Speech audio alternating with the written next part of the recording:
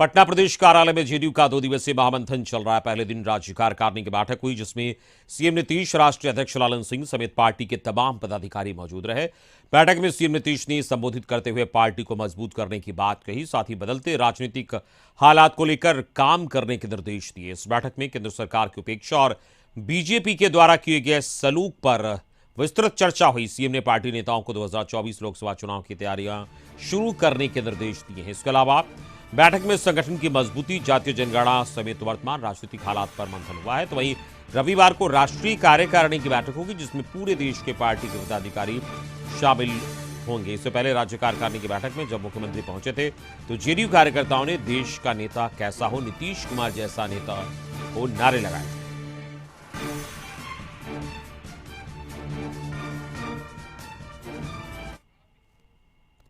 निर्देश दिया है कि अब मिलजुल कर भारतीय जनता पार्टी को 50 पर ला देना है, सीधे एकदम 50 सीट पर ला देना है। फाइनल कर दिया हम लोग 50 से नीचे। लोकसभा में 50 सीट पर ऑल ओवर इंडिया में 50 सीट पर ला देना है। दिया गया है। बस खाली हम लोगों को सबको मिला लेना है।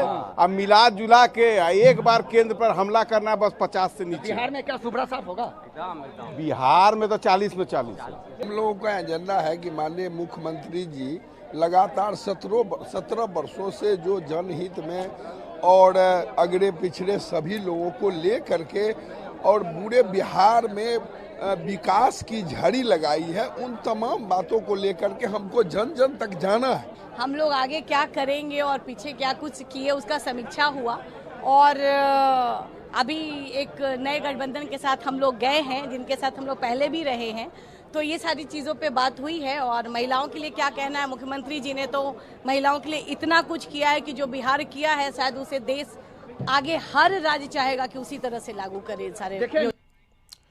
तो जेडीयू का 2 दिवसीय मंथन है और आज पहले दिन जो राज्य कार्यकारिणी की बैठक हुई, इसको लेकर तमाम बातें हुई, चर्चाएं की गई और एक तरीके से कहा जाए जो आने वाला चुनाव है उसको लेकर तैयारियां शुरू करने की बात भी हुई है। निर्देश दिया गया, तमाम एजेंडे पर चर्चा हुई है और इन एजेंडों को कैसे आगे लागू किया जाए और कैसे पार्टी को मजबूती प्रदान की जाए और साथ ही साथ जो वर्तमान राजनीतिक हालात है उसमें कैसे अपने आप को आगे बढ़ाना है, इसका टास्क भी आज दिया गया कार्यकर्ताओं को, पदाधिकारियों को। जो पार्टी के पदाधिकारी हैं उनको तमाम मुद्दे पर ये बातें बताई गई है और इसके साथ ही जो राजनीतिक दल जिस तरीके से जो बीजेपी है उसका सलूक रहा है, वो जिस तरीके से बिहार में ये दोनों पहले साथ थे और अब अलग अलग हुए, क्या परिस्थितियां बनी, किस तरीके से राजनीति बदल रही है, इसको लेकर भी कार्यकर्ताओं को बताया गया और निर्देश दिए गए कि कैसे पार्टी को मजबूती प्रदान करना है ताकि आने वाला जो चुनाव है 2024 या 2025 का, इन दोनों चुनाव में जदयू बेहतर प्रदर्शन करे और एक तरीके से कहा जाए कि जदयू की मजबूती साफ तौर पर दिखे। क्योंकि जिस तरीके से लगातार हमलावर है विपक्ष, उसके बाद जदयू अपने आप को मजबूत करने में और भी जुट जाएगी और इसी को लेकर इस बैठक में कई महत्वपूर्ण निर्देश भी दिए गए हैं। साथ ही साथ जब इस बैठक के बाद बाहर नेता निकले थे तो कशिश न्यूज़ से बातचीत में उन्होंने साफ तौर पर कहा कि बीजेपी को 50 से नीचे ला देना है पूरे देश भर में। यही एजेंडा पर हम लोग काम कर रहे हैं और सभी को एक साथ लाने की कोशिश हो रही है, यानी जितने विरोधी दल हैं वो सब एकजुट होंगे और सब एक साथ मिलकर बीजेपी के सामने खड़े होंगे। इस तरीके का ये लोग, इन लोगों ने कहा कि ऐसी हमारी प्लानिंग है, ऐसी हमारी योजना है और ये हमारी रणनीति है और इसी पर हम काम कर रहे हैं। तो और मुख्यमंत्री नीतीश कुमार ने भी जिस तरीके से बोला इस बैठक के बाद, आज उन्होंने मणिपुर वाले कांड पर हमला बोला बीजेपी पर, साफ तौर पर कहा कि ये किस तरीके का स्वभाव है, जोड़ तोड़ की राजनीति साफ तौर पर सामने दिख रही है और जो 2024 में परिणाम आएगा वो सब कुछ फैसला कर देगा और वो परिणाम जरूर आएगा, इसलिए क्योंकि सभी विरोधी एकजुट हो जाएंगे तो वो जो 2024 में जो परिणाम आएगा वो स्पष्ट, ये निर्देश इसके लिए दिया गया और ये स्पष्ट दिखेगा कि किस तरीके से जनता का मूड है और इसी पर हम लोग काम कर रहे हैं। सीएम ने भी आज ये बातें कही और इससे पहले बैठक में जिस तरीके से मुख्यमंत्री नीतीश कुमार ने जो तमाम पार्टी के लोग पहुंचे थे उनको एक टास्क भी दिया और ये बताया, निर्देश में ये कहा गया कि किस तरीके से जदयू की मजबूती होगी। क्योंकि लगातार पिछले दिनों जिस तरीके से कार्यकर्ता सामने आते रहे और जो गठबंधन था उसमें सहयोगी दल बीजेपी थी और बीजेपी से अब ये लोग अलग हो गए हैं और आरजेडी के साथ मिल गए हैं। तो कार्यकर्ता के लिए सबसे जमीनी स्तर पर ऐसे में बड़ा असमंजस की स्थिति होती है, अपने आप को तुरंत चेंज करना और उस तरीके से ढालना। इसको लेकर तमाम महत्वपूर्ण निर्देश दिए गए हैं और स्पष्ट तौर पर यह कहा गया कि जदयू को मजबूती हम कैसे प्रदान करें, इसको लेकर इस बैठक में टिप्स दिया गया है।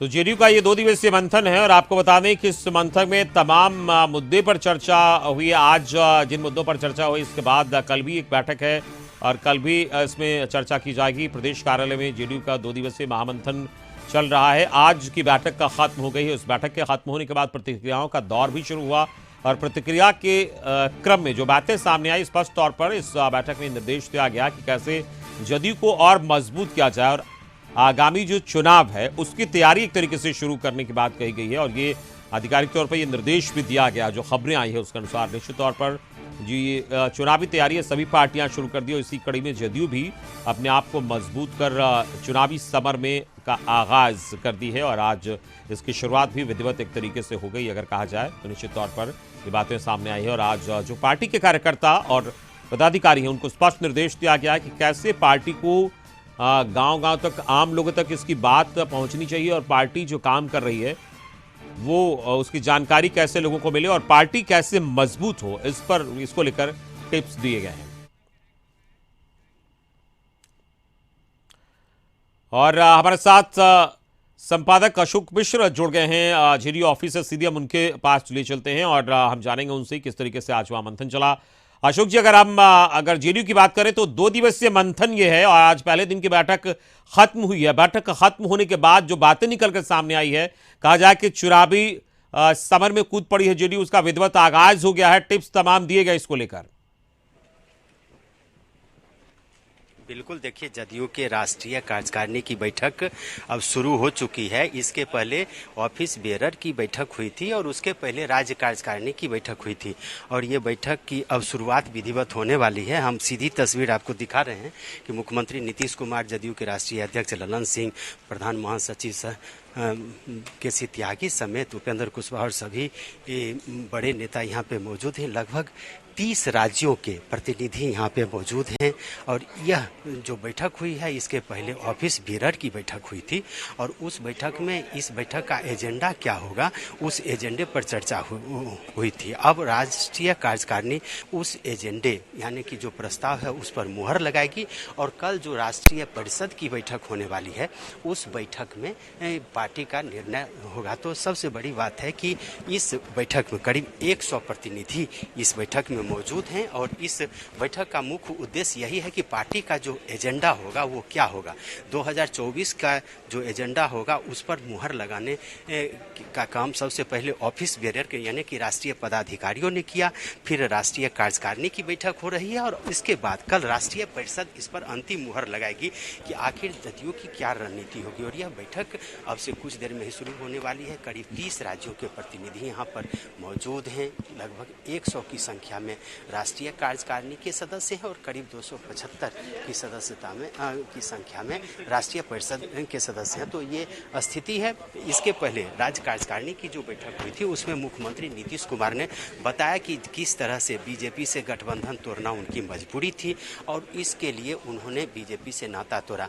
नीतीश कुमार ने पार्टी कार्यकर्ताओं को भी यह जानकारी देने की कोशिश की कि किस तरह से बीजेपी ने उनके साथ सही बर्ताव नहीं किया है और यही वजह है कि पार्टी को अंततः निर्णय लेना पड़ा कि वह बीजेपी से अपना गठबंधन तोड़े और फिर महागठबंधन के साथ है। इसके अलावे पार्टी में अरुणाचल प्रदेश और मणिपुर में जो घटनाएं घटी हैं उस घटना को लेकर के भी पार्टी की राज्य कार्यकारिणी की बैठक में चर्चा हुई और राष्ट्रीय कार्यकारिणी की बैठक में भी इस पर चर्चा होने की संभावना है। तो एक तरह से कह सकते हैं कि जदयू ने जो निर्णय लिया है महागठबंधन में जाने का, उस निर्णय पर भी पहले राज्य कार्यकारिणी फिर ऑफिस बेयरर यानी कि पदाधिकारियों की बैठक, फिर राष्ट्रीय कार्यकारिणी की बैठक और फिर अंत में राष्ट्रीय परिषद की जो बैठक होगी उस पर मुहर लगेगी। यानी कि 2024 की रणनीति पर मुहर लगेगी, पार्टी ने जो फैसला लिया उस पर मुहर लगेगी और सबसे जो बड़ी बात आप कह सकते हैं कि 2024 की जो चुनावी रणनीति होगी उस चुनावी रणनीति पर भी पूरी तरह से चर्चा होगी और पार्टी के नेता अपने कार्यकर्ताओं को संदेश देंगे कि किस तरह से उन्हें अगली रणनीति बनानी है। यानी कि पार्टी जो 2024 की चुनावी तैयारी कर रही है, प्रधानमंत्री के रूप में मुख्यमंत्री नीतीश कुमार को जो प्रोजेक्ट कर रही है, या समूचे देश में मुख्यमंत्री जिस तरह से विपक्षी नेताओं को एकजुट करने में लगे हुए हैं, उसको लेकर के भी पार्टी के नेता फैसला लेंगे। राज्य कार्यकारिणी की बैठक में साफ तौर पर यह निर्णय लिया गया कि मुख्यमंत्री नीतीश कुमार पार्टी के हित में जो भी फैसला लेंगे उसको राज्य सरकार पार्टी के नेताओं को मान्य है। और यही वजह रही कि राज्य कार्यकारिणी की बैठक में एक मुश्त सभी नेताओं ने मुख्यमंत्री नीतीश कुमार को अधिकृत किया कि पार्टी के हित में और देश के हित में वो जो भी निर्णय ले उस निर्णय को पार्टी के सभी नेता मानेंगे। तो बिल्कुल अशोक जी, ये राज्य कार्यकारिणी की बैठक में ये बातें हुई, लेकिन अभी जो राष्ट्रीय कार्यकारिणी की बैठक होने वाली, क्या इसमें मुख्य रूप से जिस तरीके से देश भर में विपक्षी एकता को एकजुट करने की बात हो रही है और उसको लेकर एक सभी लोग को साथ लेने की बात हो रही है, इस पर भी चर्चा होने की उम्मीद है? बिल्कुल, देखिए हमने पहले क्या, इसके पहले राष्ट्रीय पदाधिकारियों की बैठक हो गई है। करीब 26 से 27 सदस्य हैं राष्ट्रीय पदाधिकारी में, और उसमें इस बैठक का मुख्य एजेंडा क्या होगा उस पर चर्चा हुई है और वही एजेंडा अभी राष्ट्रीय कार्यकारिणी की बैठक में रखी जाएगी। उस एजेंडे पर राष्ट्रीय कार्यकारिणी भी मुहर लगाए और इसमें 90 से लेकर के 100 सदस्य हैं राष्ट्रीय कार्यकारिणी के और 30 राज्यों के करीब प्रतिनिधि हैं। इसके बाद ये जब राष्ट्रीय कार्यकारिणी उस एजेंडे को यानी कि उस प्रस्ताव पर जब मुहर लगा देगी तो कल राष्ट्रीय परिषद की बैठक है, उसमें करीब 275 से ज्यादा सदस्य हैं और वह राष्ट्रीय परिषद एक तरह से कहिए कि जदयू की सबसे बड़ी एक कमेटी है जिसमें 30 राज्यों के प्रतिनिधि शामिल हैं। तो वह परिषद मुहर लगाएगी और आगामी 2024 की जो रणनीति है, जदयू ने जो रणनीति बनाई है उस रणनीति पर मुहर राष्ट्रीय परिषद लगाएगी। यानी कि जिस तरह से राज्य कार्यकारिणी की बैठक में मुख्यमंत्री नीतीश कुमार को अधिकृत किया गया कि पार्टी के हित में, देश के हित में वो जो भी फैसला लेंगे पार्टी नेताओं को वह मान्य होगा, ठीक उसी तर्ज पर आप कह सकते हैं कि राष्ट्रीय कार्यकारिणी की बैठक में भी यह फैसला होगा और उसके बाद राष्ट्रीय परिषद उस पर मुहर लगाएगी। तो एक कह सकते हैं कि मुख्यमंत्री नीतीश कुमार को जिस तरह से प्रधानमंत्री पद का उम्मीदवार घोषित किया है जदयू ने, हालांकि मुख्यमंत्री लगातार इसे नकारते रहे, लेकिन यह माना जा रहा है कि जदयू के नेता चाहते हैं कि पूरे देश में नीतीश कुमार विपक्षी पार्टियों के नेताओं को एक जगह गोलबंद करे और खास करके मणिपुर की जो घटना हुई और अरुणाचल प्रदेश की जो घटना घटी है उससे जदयू के नेता काफी आक्रोशित हैं और इस आक्रोश का इजहार उन्होंने राज्य कार्यकारिणी की बैठक में भी किया है। राष्ट्रीय कार्यकारिणी की बैठक में भी इसकी चर्चा होगी और राष्ट्रीय परिषद की बैठक में भी इस पर चर्चा होगी और जदयू के नेता मानते हैं कि बीजेपी ने जो कार्रवाई की है उसके खिलाफ में समूचे देश में विपक्ष को एकजुट करने की जरूरत है और उसके खिलाफ बीजेपी को हराने के लिए पार्टी नेता किसी के भी साथ समझौता करने के लिए तैयार है। तो एक तरह से कहिए कि ये 2 दिवसीय जो रणनीति, हालांकि 1 साल के अंदर ही ये दूसरी बैठक हो रही है। आपको याद होगा अमित कि जब जदयू के राष्ट्रीय अध्यक्ष से तत्कालीन केंद्रीय मंत्री आरसीपी सिंह ने इस्तीफा दिया था तो राष्ट्रीय अध्यक्ष बनाए गए थे ललन सिंह और उस समय भी राष्ट्रीय कार्यकारिणी की बैठक हुई थी, राष्ट्रीय परिषद की बैठक हुई थी। लेकिन 1 साल के अंदर ही जो परिस्थितियां, राजनीतिक परिस्थितियां बदली हैं बिहार में और बीजेपी से नाता तोड़ करके जिस तरह से जदयू महागठबंधन में आई है उसके बाद ये राष्ट्रीय कार्यकारिणी और राष्ट्रीय परिषद की बैठक होना अनिवार्य था और वह बैठक बुलाई गई है। इसमें 2 बातें प्रमुख रूप से होगी। एक तो पार्टी ने जो निर्णय लिया है बीजेपी से नाता तोड़ करके महागठबंधन में जाने का और दूसरा है कि 2024 की जो तैयारी करनी है उसमें विपक्षी एकता के लिए